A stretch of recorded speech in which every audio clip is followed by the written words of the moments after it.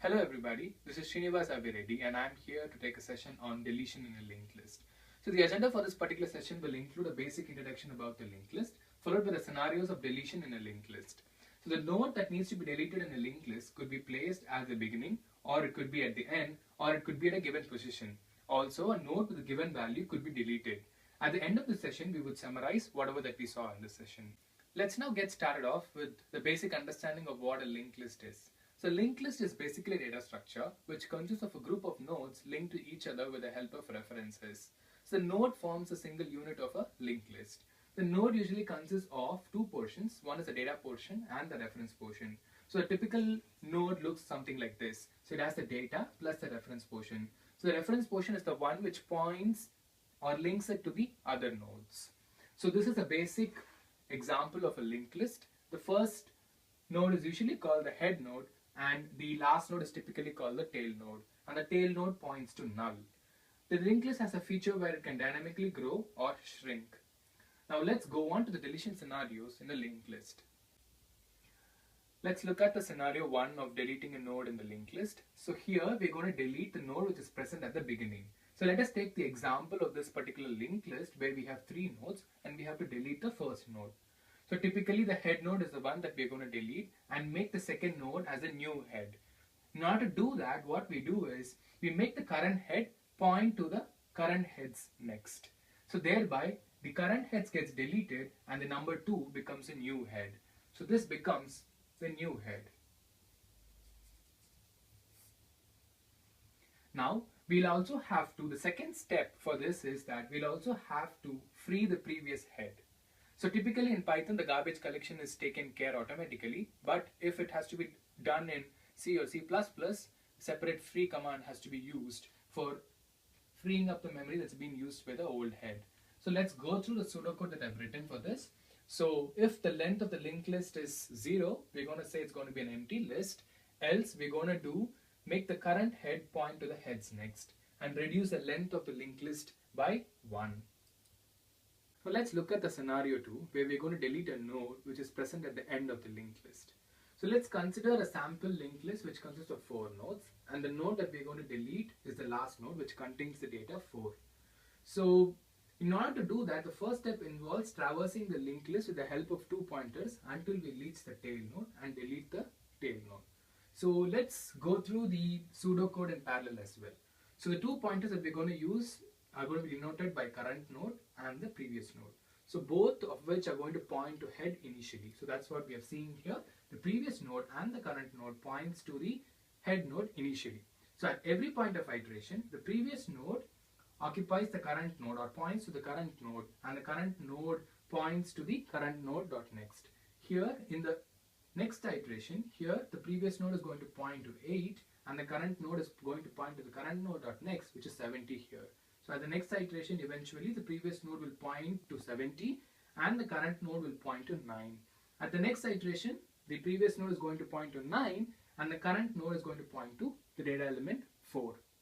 Now we have reached the desired position to delete, which is the tail node.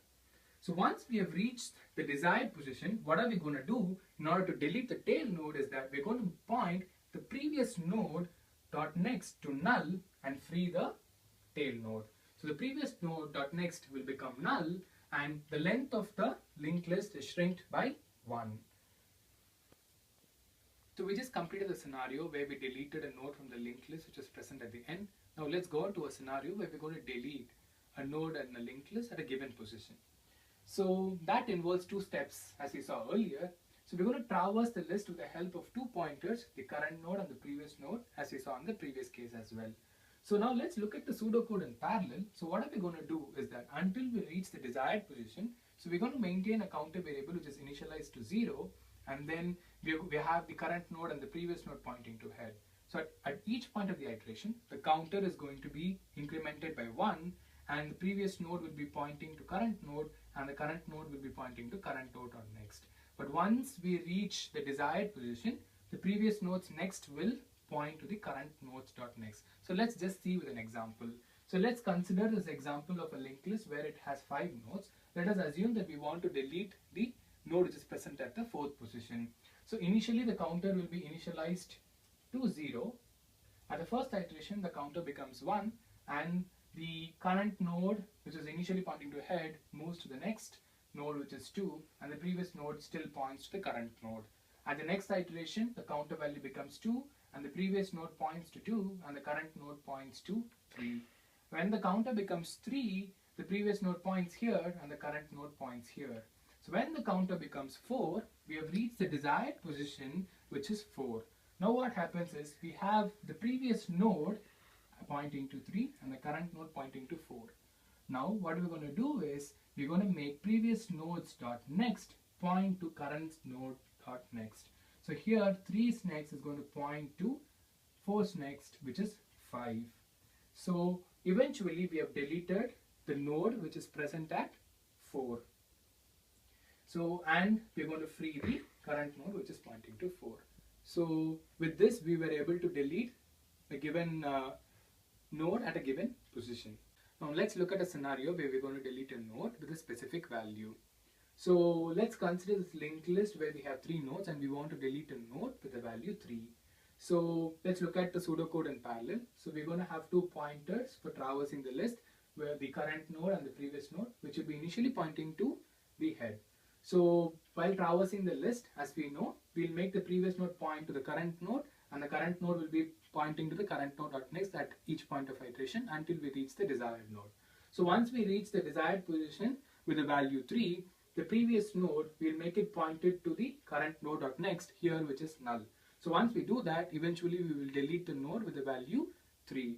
Like for example, let us assume we want to delete a node with the value 5, which is not present in the linked list. We would be traversing the linked list with the help of 2 pointers and we would have reached a point where we couldn't find the value, and hence we would have said value which is provided is not present in the linked list. Okay, now let's look at the summary of this particular session. So we looked at the basic structure of a linked list and then we looked at the deletion scenarios of a linked list. Now look at the comparison of linked lists with arrays with respect to the complexity or the time complexity and the space complexity here. So if we see the extra space which is occupied by the linked list because of the references that it uses, it is in the order of n, whereas in case of arrays it is nothing. And in case of the time taken for search, so for linked list it is in the worst case is in the order of n or linear time. In case of array, since it is indexed, it is constant or order of 1. For deletion scenarios, for deleting at the beginning, in case of linked list is at the order of 1. Since we do not traverse the list, we only have to bother about the head node. But with respect to arrays, it's going to be order of n or linear time because we're going to realign the indexes as well. But for deleting at the end, in case of arrays, it is in constant time, and in case of linked list, it's going to be linear time because we're going to traverse the entire list. Same as the case for deleting at the middle. In case of arrays, it is also linear time again because we'll have to realign the indexes again. So thank you for watching this video. If you have any queries, please do mail me at sriniavireddy, which is sriniavireddy@gmail.com. I have also included the GitHub links where I have uploaded the code as well for this particular session. Thank you so much.